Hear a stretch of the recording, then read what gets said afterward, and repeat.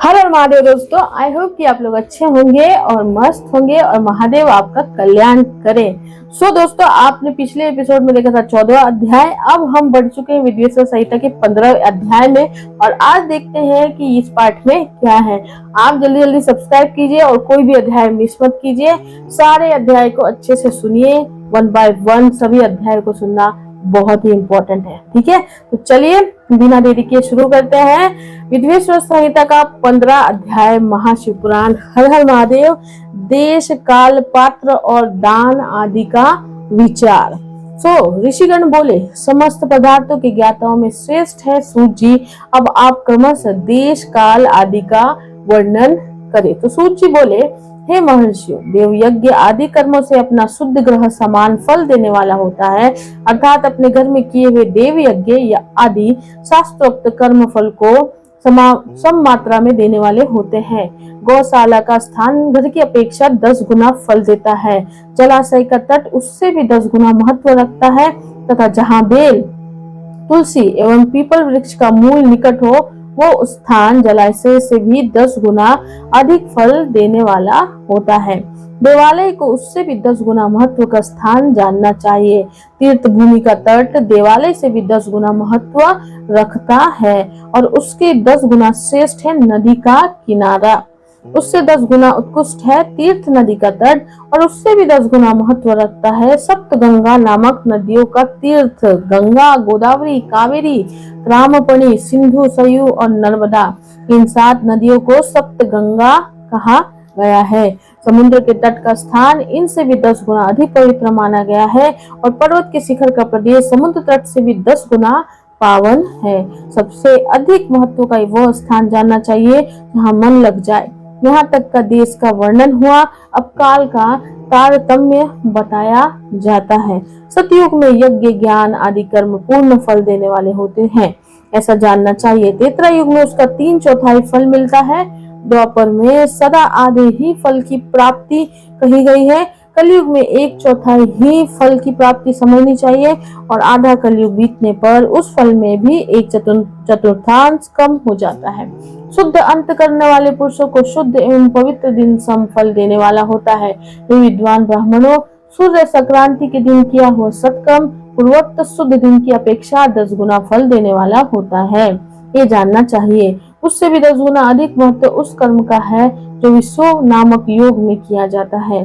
दक्षिणायन आरंभ होने के दिन अर्थात कर्क की संक्रांति में किए हुए पुण्य कर्म का महत्व विश्व से भी 10 गुना अधिक माना गया है। उससे भी 10 गुना अधिक मकर संक्रांति में और उससे भी 10 गुना अधिक चंद्र ग्रहण में किए हुए पुण्य का महत्व है। सूर्य ग्रहण का समय सबसे उत्तम है, उसमें किए गए पुण्य कर्म का फल चंद्र ग्रहण से भी अधिक और पूर्ण मात्रा में होता है। इस बात को विज्ञ पुरुष जानते हैं। जगत रूपी सूर्य का राहु रूपी विश्व से सहयोग होता है, इसलिए सूर्य ग्रहण का समय रोग प्रदान करने वाला है। अतः उस विश्व की शांति के लिए उस समय स्नान, दान और जप करना चाहिए। वह काल विश्व की शांति के लिए उपयोगी होने के कारण पुण्यप्रद माना गया है। जन्म नक्षत्र के दिन तथा व्रत की पूर्ति के दिन का समय सूर्य ग्रहण के समान ही समझा जाता है, परंतु महापुरुषों के संकल्प का काल करोड़ों सूर्य ग्रहण के समान पावन है, ऐसा ज्ञानी पुरुष मानते हैं। तपोनिष्ठ योगी और ज्ञाननिष्ठ यति ये पूजा के पात्र हैं, क्योंकि ये पापों के नाश में कारण होते हैं। जिसने 24 लाख गायत्री का जप कर लिया हो वो ब्राह्मण भी पूजा का पात्र है। उसका पूजन संपूर्ण फलों और भोगों को देने में समर्थ है। जो पतन से त्राण करता अर्थात नरक में गिरने से बचता है, उसके लिए इसी गुण के कारण शास्त्र में पात्र शब्द का प्रयोग होता है। वो दाता को पाप से त्राण प्रदान करने के कारण पात्र कहलाता है। गायत्री अपना गान कराने वाले का अधोगति से त्राण करती है, इसलिए वो गायत्री कहलाती है। जैसे इस श्लोक में जो धनहीन है वो दूसरों को धन नहीं दे सकता, जो यहाँ धनवान है वही दूसरों को धन दे सकता है, उसी तरह जो स्वयं शुद्ध और पवित्र आत्मा है वही दूसरे मनुष्य का त्राण या उद्धार कर सकता है। जो गायत्री का जप करके शुद्ध हो गया है वही शुद्ध ब्राह्मण कहा जाता है। इसीलिए दान, जप, होम, पूजा इन सभी कर्मों के लिए वही शुद्ध पात्र है। ऐसा ब्राह्मण ही दान देने, लेने तथा रक्षा करने की पात्रता रखता है। स्त्री हो या पुरुष, जो भी भूखा हो वही अन्नदान का पात्र है। श्रेष्ठ ब्राह्मण को समय पर बुलाकर उसे धन अथवा उत्तम वाणी से संतुष्ट करना चाहिए। इससे अभिष्ट फल की प्राप्ति होती है। जिसको जिस वस्तु की इच्छा हो उसे वो वस्तु बिना मांगे ही दे दिया जाए तो दाता को उस दान का पूरा पूरा फल प्राप्त होता है। ऐसे महर्षियों की मान्यता है। जो याचना करने के बाद दिया गया हो वो दान आधा ही फल देने वाला बताया गया है। अपने सेवक को दिया हुआ दान 1/4 फल देने वाला कहा गया है। हे वृत्रवरो, जो जाति मात्र से ब्राह्मण है और दीनता पूर्ण वृत्ति से जीवन बिताता है, उसे दिया हुआ दान दाता को इस भूतल पर 10 वर्षों तक भोग प्रदान करने वाला होता है। वही दान यदि वेद वेत्ता ब्राह्मण को दिया जाए तो वह स्वर्ग लोक में देवताओं के 10 वर्षों तक दिव्य भोग देने वाला होता है। गायत्री जाप का ब्राह्मणों को दान देने से सत्यलोक में 10 वर्षों तक पुण्य भोग प्राप्त होता है और विष्णु भक्त ब्राह्मण को दिया गया दान वैकुंठ की प्राप्ति कराने वाला जाना जाता है। शिव भक्त विप्र को दिया हुआ दान कैलाश की प्राप्ति कराने वाला कहा गया है।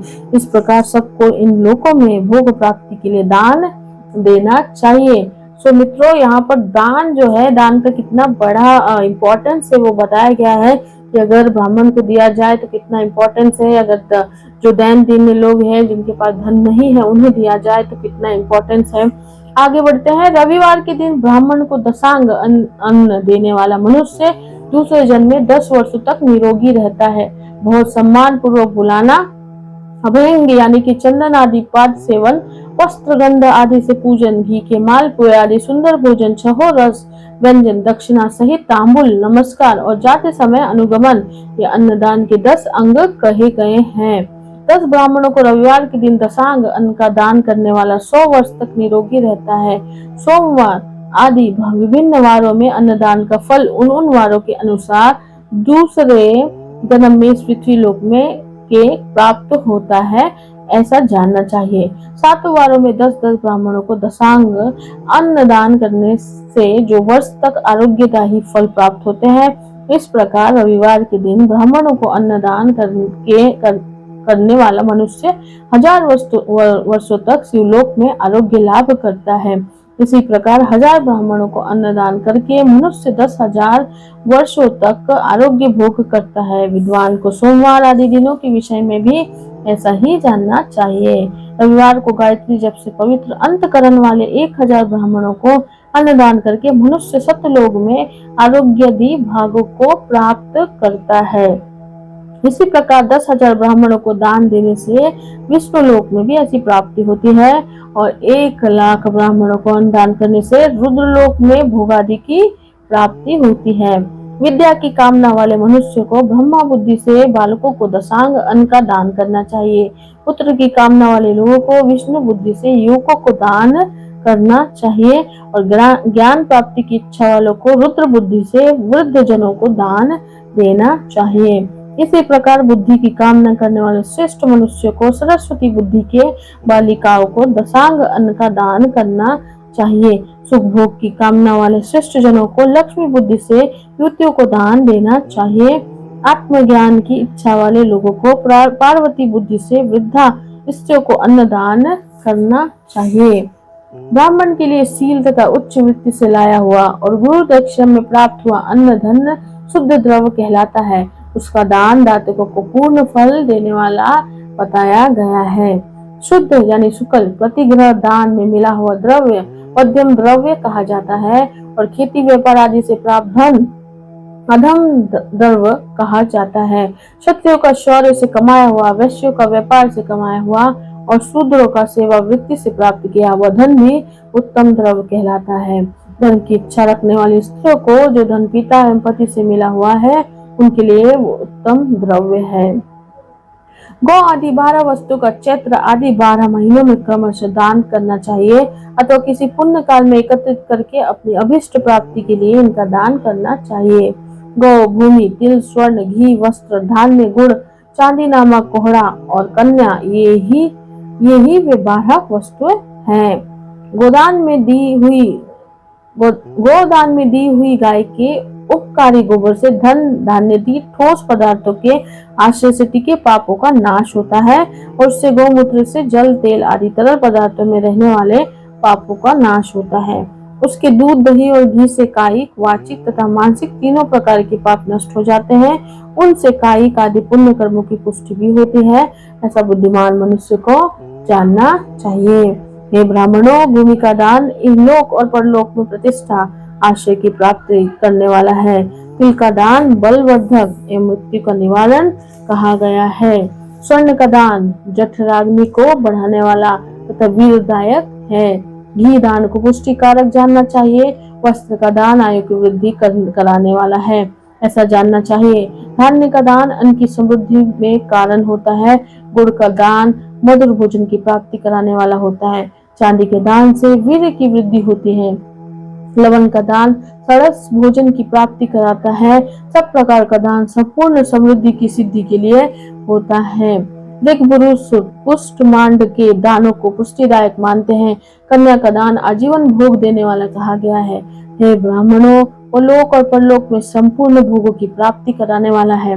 कटहल, आम, कैथ आदि वृक्षों के फल, केला आदि औषधियों के फल तथा जो फल लता एवं गुल्मों से उत्पन्न हुए हो, मृष्ट आवरण युक्त फल जैसे कि नारियल, बादाम आदि, उड़द, मूंग आदि दालें, साग, मिर्च, सरसों आदि तेल, मसाले और ऋतुओं में तैयार होने वाले फल समय समय पर बुद्धिमान व्यक्ति द्वारा दान किए जाने चाहिए।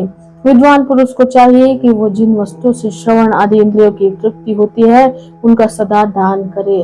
श्रोत्र आदि 10 इंद्रियों के जो शब्द आदि 10 विषय हैं उनका दान किया जाए तो वे भोगों की प्राप्ति कराते हैं। सदिशा आदि इंद्रिय देवताओं को संतुष्ट करते हैं। वेद और शास्त्र को गुरु मुख से ग्रहण करके गुरु के उपदेश से अथवा स्वयं ही बोध प्राप्त करने के पश्चात जो बुद्धि का ये निश्चय होता है कि कर्मों का फल अवश्य मिलता है, इसी को उच्च कोटि की आस्तिकता कहते हैं। भाई, बंधु अथवा राज के भय से जो आस्तिकता बुद्धि या श्रद्धा होती है वो कनिष्ठ श्रेणी की आस्तिकता होती है। जो सर्वथा दरिद्र है, जिसके पास सभी वस्तुओं का अभाव है, वो वाणी अथवा कर्म शरीर द्वारा यजन करे। मंत्र, स्रोत और जप आदि को वाणी द्वारा किया गया यजन समझना चाहिए तथा तीर्थ यात्रा और व्रत आदि को विद्वान पुरुष शारीरिक यजन मानते हैं। जिस किसी भी उपाय से थोड़ा हो या बहुत देवतापन बुद्धि से कुछ भी दिया अथवा किया जाए वो दान या सत्कर्म भोग की प्राप्ति कराने में समर्थ होता है। तपस्या और दान ये 2 कर्म मनुष्य को सदा करने चाहिए तथा ऐसे ग्रह का दान करना चाहिए जो अपने वर्ण, चमक, दमक या सफाई और गुण यानी कि सुख सुविधा से सुशोभित हो। बुद्धिमान पुरुष देवताओं की तृप्ति के लिए जो कुछ देते हैं वह अतिशय मात्रा में और सब प्रकार के भोग प्रदान करने वाला होता है। उस दान से विद्वान पुरुष इहलोक और परलोक में उत्तम जन्म और सदा सुलभ होने वाला भोग पाता है। ईश्वरार्पण बुद्धि से यज्ञ, दान आदि कर्म करके मनुष्य मोक्ष फल का भागी होता है। जो मनुष्य इस अध्याय का सदा पाठ अथवा श्रवण करता है उसे धार्मिक बुद्धि प्राप्त होती है तथा उसमें ज्ञान का उदय होता है। सो इस प्रकार शिव महापुराण अंतर्गत प्रथम विद्वेष संहिता देश, काल, पात्र आदि का वर्णन नामक 15वां अध्याय पूर्ण हुआ। हर हर महादेव। सो दोस्तों, इस अध्याय में नीचे भी कुछ दिया गया है, सो वो भी हम पाठ करेंगे इसके बीच में।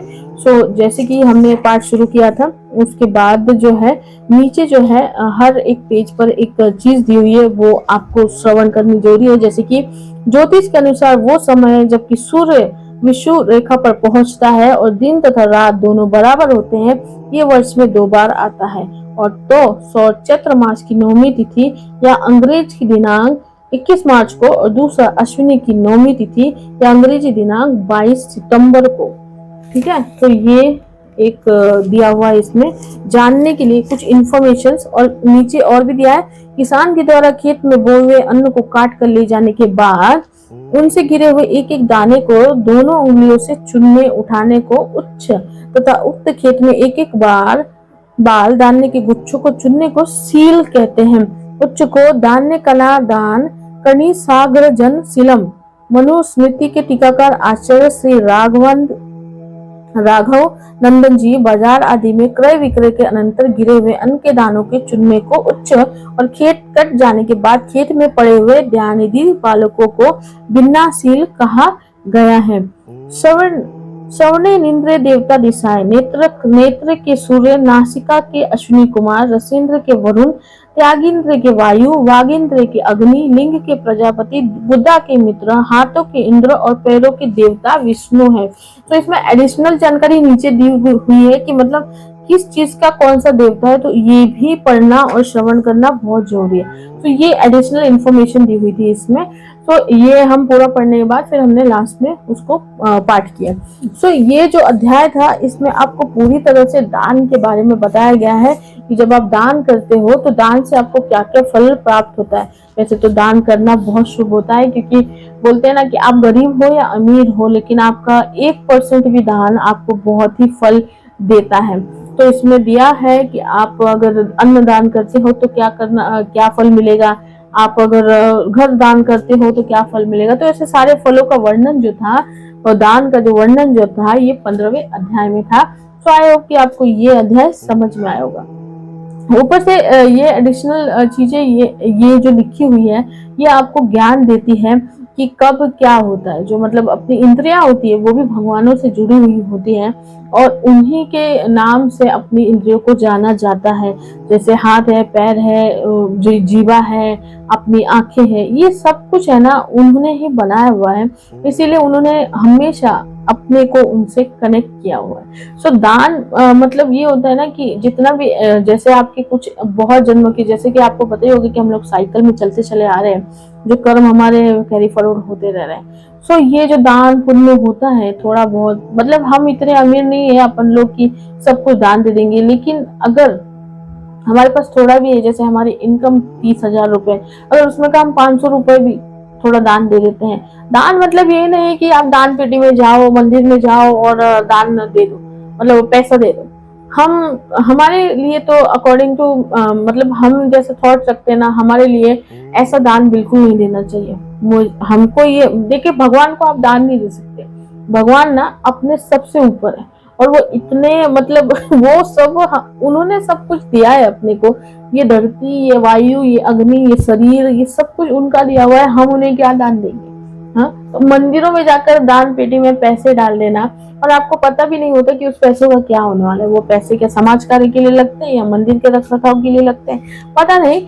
आजकल तो जैसा चल रहा है, हमको तो लगता है कि बहुत कम ही होगा मंदिरों में कि लोगों को, ये ना, और लोग क्या सोचते हैं कि चलो हम दान करके आ गए, तो वो दान पेटी का दान उसमें रखा रहता है और वो लोग सोचते हैं अरे हमने तो आज दान किया। नहीं, ये दान नहीं है।